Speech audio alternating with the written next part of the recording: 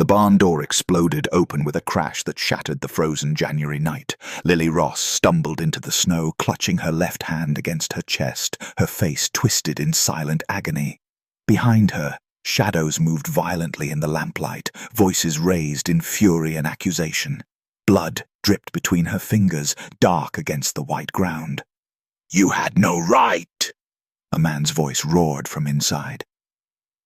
Luke Peterson burst from the ranch house, his boots pounding across the yard. He reached Lily just as her knees buckled, catching her before she fell. Her eyes met his, watery but defiant, and in that moment he saw something that would haunt him forever. Not fear, but determination. "They broke it," she whispered, holding up her hand. The fingers bent at impossible angles, swollen and purple. "But I'm not done cooking." Behind them, 3 ranch hands emerged from the barn, their faces dark with drink and rage. The foreman, Jack Crawford, pointed a thick finger at Lily. "She stole from us. Winter supplies, gone because she fed every drifter who came begging." Luke's jaw tightened. The cold air burned his lungs. Lily's blood stained his sleeve. This wasn't just about stolen food. This was about power, about cruelty, about a town that had forgotten what mercy looked like. If you've ever stood between justice and the darkness closing in, then staying with this story until the end matters more than you know. Tell us in the comments where you're watching from. Let this truth travel as far as it needs to go. But first, you need to understand how it all began. California wasn't supposed to be this cold. January 1885 brought snow that buried fences and killed cattle where they stood. The Peterson Ranch, once thriving with 200 head of cattle, now counted barely 50 survivors. Luke watched them from the porch each morning, their ribs showing through matted fur, their eyes dull with hunger. His father had died 6 months earlier, leaving Luke with debt, dying livestock, and a crew of ranch hands who resented taking orders from a 28-year-old. The bank wanted payment by spring. The winter wouldn't let up. And every day, Luke felt the weight of failure pressing harder against his chest. The only bright spot was Lily Ross. She'd arrived in autumn, a 60-year-old widow with silver hair pulled tight and hands that never stopped moving. She'd asked for work in the ranch kitchen, offering to cook for the crew in exchange for room and board. Luke had hesitated. Women her age usually stayed with family. But something in her steady gaze convinced him. Within a week, the bunkhouse stopped complaining about the food. Within a month, men from neighboring ranches found excuses to visit at meal times. Lily's cooking had a reputation that traveled faster than gossip. But gossip traveled too. Whispers spread that Lily was too generous, that she fed travelers who came to the back door, that ranch supplies vanished into her mysterious charity. The crew grew suspicious. Jack Crawford, the foreman, started watching her like a hawk watching a rabbit. And then came the night everything changed. The night the barn door exploded open. 3 weeks before the barn door crashed open, Luke sat in the ranch house kitchen, watching Lily work. Her hands moved with practiced grace, kneading bread dough with a rhythm that seemed almost like prayer. The wood stove radiated warmth, the only comfort against the howling wind outside. "My mother taught me," Lily said without looking up. "She said cooking was the only magic poor people could do. Turn nothing into something. Feed bodies and souls at once." Luke nodded, cradling a cup of coffee. "The men have noticed. They actually smile at supper now." Lily's mouth curved slightly. "Hungry men are angry men. Fed men remember they're human." She shaped the dough into loaves, placed them near the stove to rise, then started on a stew. Venison, potatoes, carrots, onions. Simple ingredients transformed by patience and skill. The smell filled the kitchen like a blanket. "You feed more than just the crew," Luke said carefully. Lily's hands paused for just a moment. I do. Crawford thinks you're stealing supplies. I'm using what I'm given. What I do with it is between me and my conscience. Luke wanted to argue, to warn her, but he couldn't. Because he'd seen the travelers she fed, a Mexican family heading north, children with hollow eyes, an old prospector, half-starved and delirious, a young woman fleeing something she wouldn't name. Lily turned no one away. Be careful, Luke finally said. The men are getting suspicious. Lily looked at him then, her blue eyes sharp and knowing. Some things are worth the risk. Outside, snow began to fall again. Inside the bunkhouse, Crawford was sharpening his knife and planning something dark. The explosion came on a Sunday night when the wind screamed like something dying. Luke had ridden to the north pasture to check on the cattle, returning late to find chaos erupting in the barn. Crawford and two other hands, both drunk on whiskey they'd been rationing, had cornered Lily near the grain storage. Sacks lay torn open, their contents spilled across the floor. Crawford held a ledger, his face red with rage. 30 pounds gone in 2 weeks, he shouted, shoving the ledger toward Lily. That's our winter supply. You've been giving it away to every beggar who knocks. Lily stood straight, her hands clasped in front of her. I used what was offered for cooking. The rest I gave to people who needed it more than we do. More than we do? Crawford stepped closer, his bulk intimidating. We're barely surviving. Those cattle out there are dying, and you're playing saint with our food? Those people are dying too, Lily said quietly. Children, Crawford. Families. Not our problem. The other hands muttered agreement. Luke dismounted outside, hearing the commotion, but before he could reach the barn, Crawford made his move. He grabbed Lily's left hand, meaning to drag her toward the ranch house, toward Luke, toward judgment. Lily pulled back. Crawford yanked harder. And then came the sickening crack that echoed through the barn like a gunshot. The sound of bones breaking under pressure, under rage, under a cruelty that had been building all winter long. Lily's scream split the night. Luke started running. Luke knelt in the snow beside Lily, her broken hand cradled between them, like something sacred and ruined. 3 fingers jutted at wrong angles, already swelling purple. Lily's face had gone pale, but her eyes burned with something fiercer than pain. Get the doctor, Luke ordered. Crawford spat in the snow. For what? She's a thief. She deserves worse. The words hung in the frozen air. Luke rose slowly, his hands clenched. For a moment, the only sound was wind scraping across ice. Then Luke's voice cut through, low and dangerous. Touch her again, and I'll bury you in that pasture with the dead cattle. Crawford's face darkened, but he backed away. The other hands shuffled nervously. They'd crossed a line, and they knew it, but pride and whiskey kept them from apologizing. Luke helped Lily to the ranch house. Inside, she sat at the kitchen table while he examined her hand. The breaks were bad. Bones shifted beneath swollen skin. She'd need splints, maybe surgery she couldn't afford. I'll send for the doctor at first light, Luke said. Don't. Lily's voice was steady, despite the trembling in her shoulders. He'll charge more than I can pay. I've set broken bones before. I can manage. Lily, I can manage. She insisted on staying in the kitchen that night, near the stove, near her tools. Luke brought splints and bandages. He watched as she set her own hand, biting down on a leather strap to keep from screaming, tears streaming silently down her weathered face. When it was done, she looked at him. They think they've stopped me. Haven't they? Lily smiled, terrible and beautiful.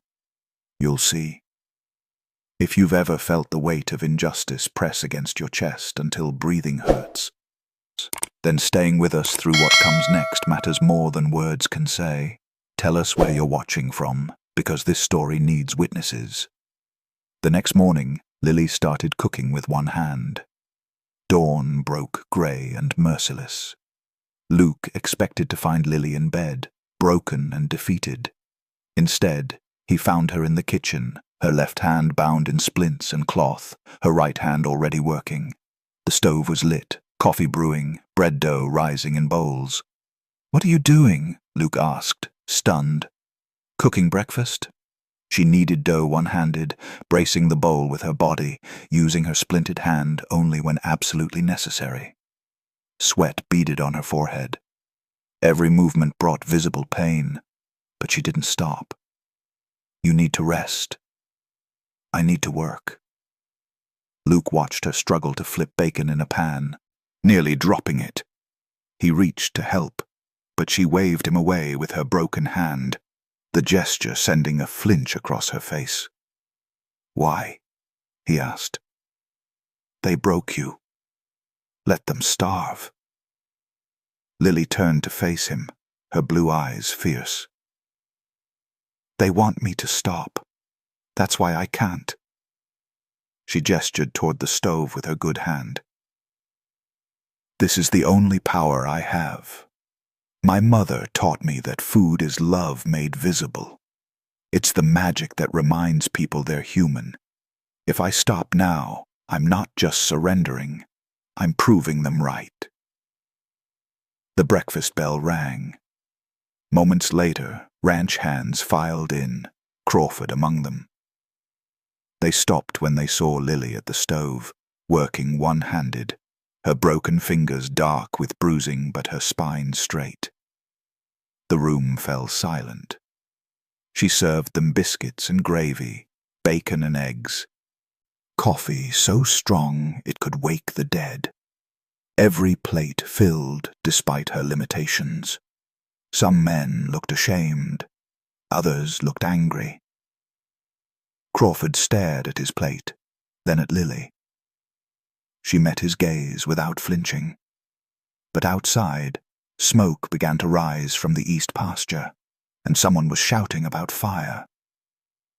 Luke sprinted toward the east pasture, following the column of black smoke rising against the morning sky.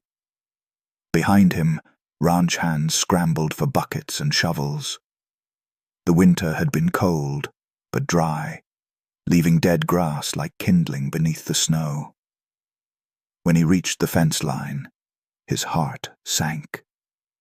20 acres burned, flames spreading toward the barn where they stored winter hay. If they lost that hay, the surviving cattle would starve before spring. "Form a line," Luke shouted. "We stop it at the creek." Men worked frantically, digging fire breaks, hauling water, beating flames with wet blankets.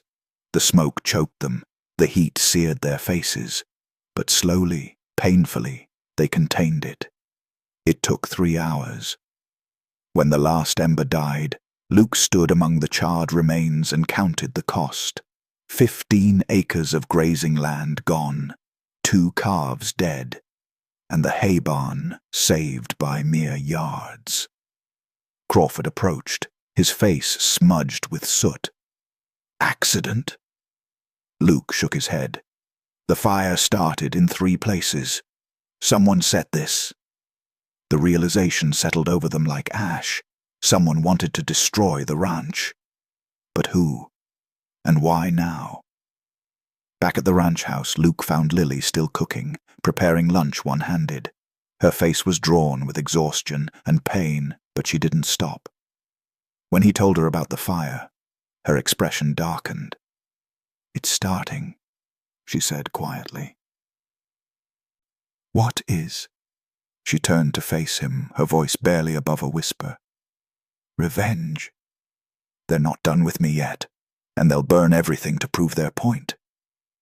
Luke felt ice in his stomach. "Who?"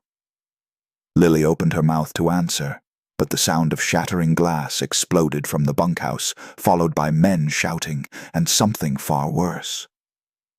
The sound of a gunshot. Luke found Crawford in the bunkhouse, standing over a shattered lantern, a pistol smoking in his hand. The bullet had gone through the roof.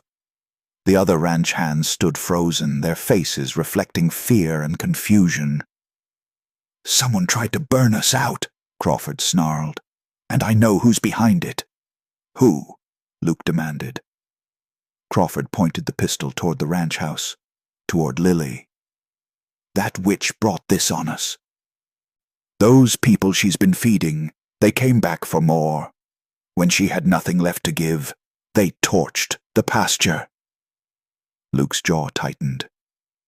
"You don't know that." "Don't I? She's been harboring criminals, feeding thieves. Now they want the whole ranch." The accusations were wild, desperate, but they found purchase in the exhausted, frightened men around them. Hungry people looked for someone to blame, and Lily was an easy target. Luke saw the situation spiraling. If he didn't act, Crawford would lead a mob against Lily. If he protected her too obviously, the crew would turn on him. The ranch was already dying.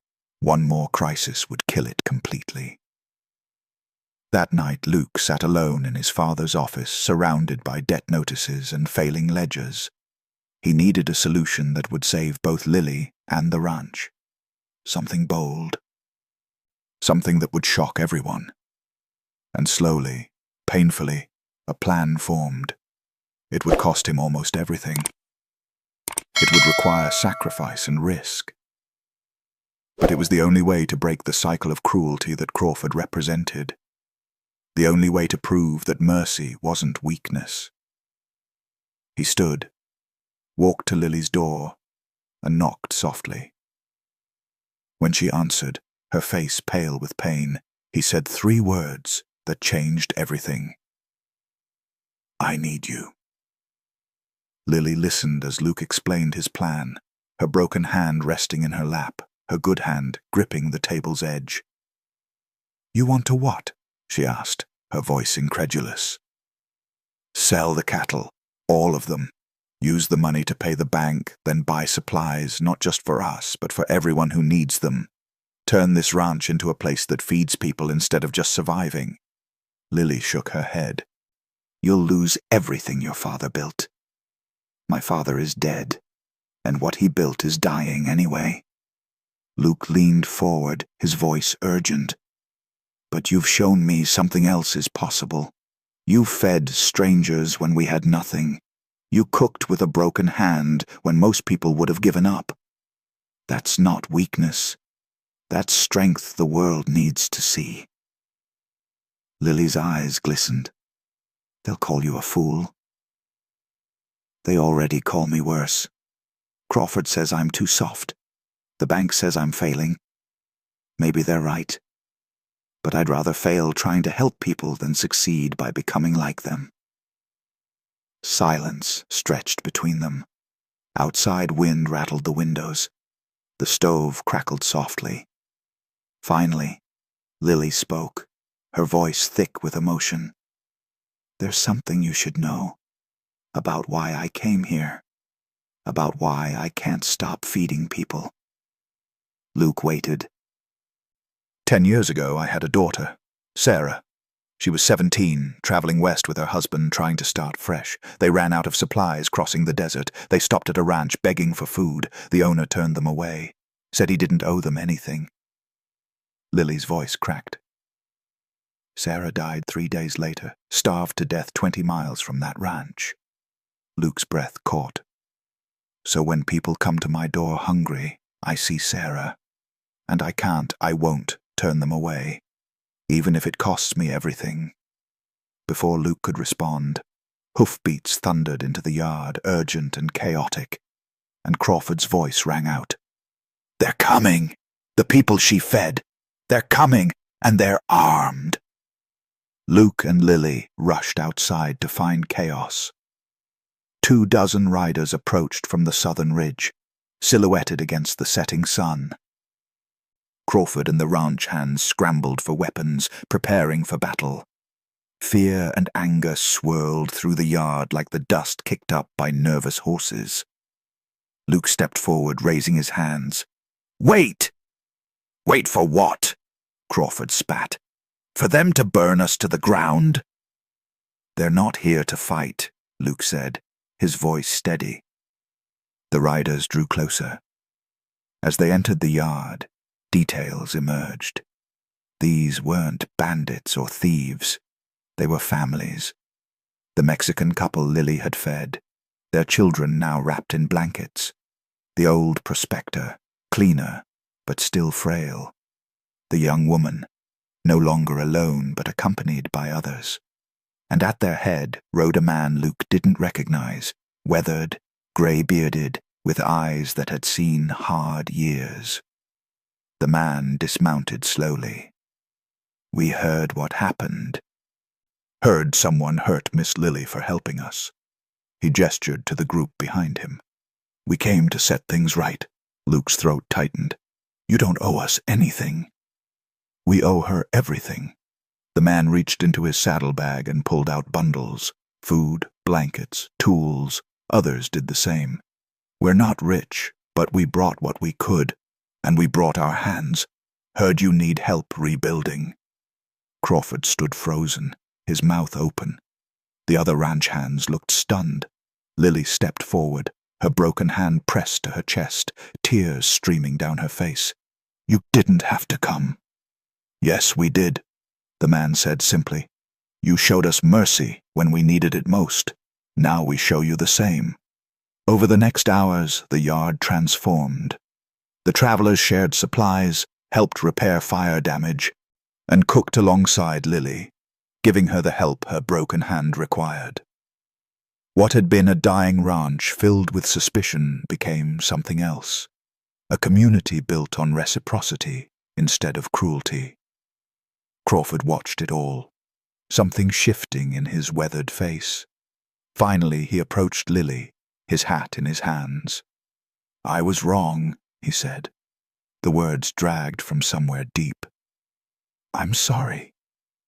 Lily nodded, accepting without demanding more. Luke stood on the porch as stars emerged overhead, watching people work together in the lamplight. He'd thought revenge meant retaliation, punishment, destruction. But Lily had shown him a different kind of revenge. The kind that broke cycles instead of perpetuating them. The kind that fed enemies until they became friends. She'd kept cooking, even with a broken hand.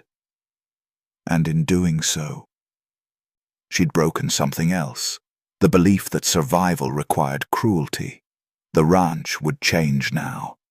It would become a place of refuge, not just profit. And that transformation, quiet, persistent, revolutionary, was the rancher's revenge that shocked everyone. If you've stayed with this story to the end, you know why it matters to keep telling these truths. Stories like Lily's remind us that mercy isn't weakness. It's the strongest thing we have. Tell us where you're watching from, and help this message travel further than any of us can go alone. Because some acts of cooking change more than meals. They change the world. They change